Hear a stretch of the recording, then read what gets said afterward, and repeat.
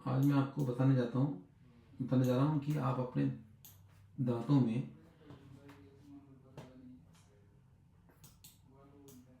Filling या root canal और उसकी कॉस्ट को कैसे बचा सकते हैं। अगर आप टाइमली चले जाएं तो आप अपनी कॉस्टिंग को कम कर सकते हैं और रूट कैनाल से बच सकते हैं। कैसे कि अगर आप तब जाएंगे जब आपको परेशानी है, जैसे कि ये दांत टूट गया, तब आप डेंटिस्ट के पास जा रहे हैं तो रूट कैनाल करेंगे वो ज़्यादातर।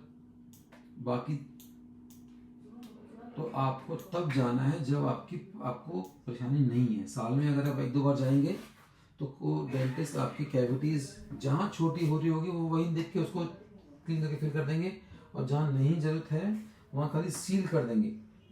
पिट एंड फीचर सीलेंट्स कैविटीज़ को होने से रोकते हैं, उसके बारे में आप पढ़ लीजिए कैसे रोकते हैं। अगर हम टाइमली इंटरवीन करते हैं तो खर्चा कम और दांत ज़्यादा चलेंगे।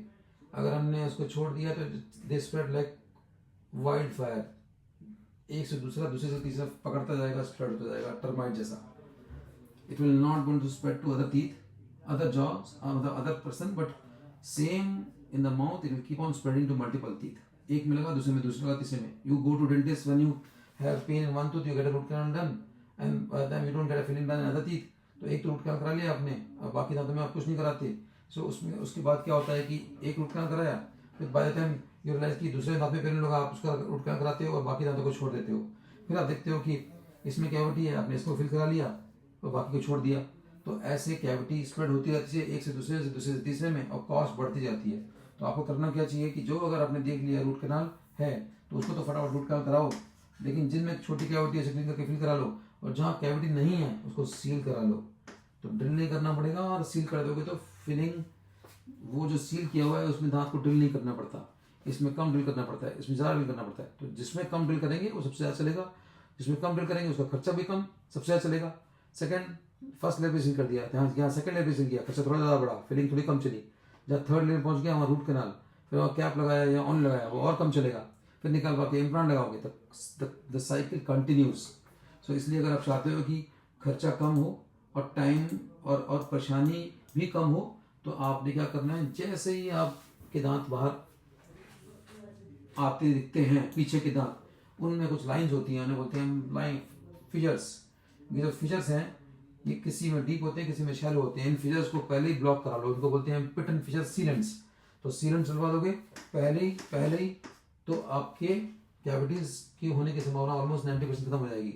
लेकिन फिर भी अगर आपने नहीं डलवाया तो आपको उतना कैविटी क्लीन कराना पड़ेगा, और फिल कराओगे तो थोड़ी सी कॉस्ट बढ़ेगी। जैसे कि इनमें क्लीन किया तो इतनी बड़ी कैविटी निकली तो कॉस्ट बढ़ जाएगी, है ना। और बट फिर भी उस टाइम पे भी करा लोगे तो इसको फिलिंग कराओ, इनको सील कराओ। तो इसमें एक तरीके से आप इसमें तो रोक रहे हो, इसमें होने से रोक दोगे, इसमें फिलिंग इसमें होने के बाद रोक रहे हो और इसमें होने से पहले रोक रहे हो। तो ये आपके ऊपर डिपेंड करता है कि आप कब आते हो। तो हम रिकमेंड करते हैं कि आप तब जाओ जब आपको प्रॉब्लम नहीं है, सो दैट हम सब दांतों को, पीछे के दांतों को सील कर दें। खर्चा बहुत कम आता है सील करने में। तो आप सील कर लेंगे तो आपकी कैविटीज़ नहीं होंगी तो रूट कैनाल नहीं होगी, तो आप बचेंगे, कॉस्ट बढ़ जाएगी। तो अगर हम इनको देखते हैं तो ये यहाँ पर ये रूट कैनाल करना पड़ा, तो कॉस्ट बढ़ गई। अगर ये तब आते हैं जब प्रॉब्लम नहीं है, तो उनको रूट कैनाल नहीं करना पड़ता। अगर हम इन दांतों को पहले सील कर दें तो इसमें कभी ना तो कोई कैविटी होगी जल्दी, और ना ही रूट कैनाल करना पड़ेगा, है ना। तो इसमें सील कर दें, इनमें क्लीन करके फिलिंग कर दें, तो रूट कैनाल की जरूरत नहीं आएगी, तो कॉस्ट कम हो जाएगी। इसलिए अगर आप चाहते हैं कि कॉस्ट कम हो, परेशानी कम हो, तो आप साल में 2 बार दिखाएं। इन लाइनों को पहले सील करा दें और बाकी चेक करा लें, क्योंकि कोई कैविटी अगर हम अर्ली स्टेज पे रखेंगे तो कॉस्ट भी कम होगी, परेशानी भी कम होगी।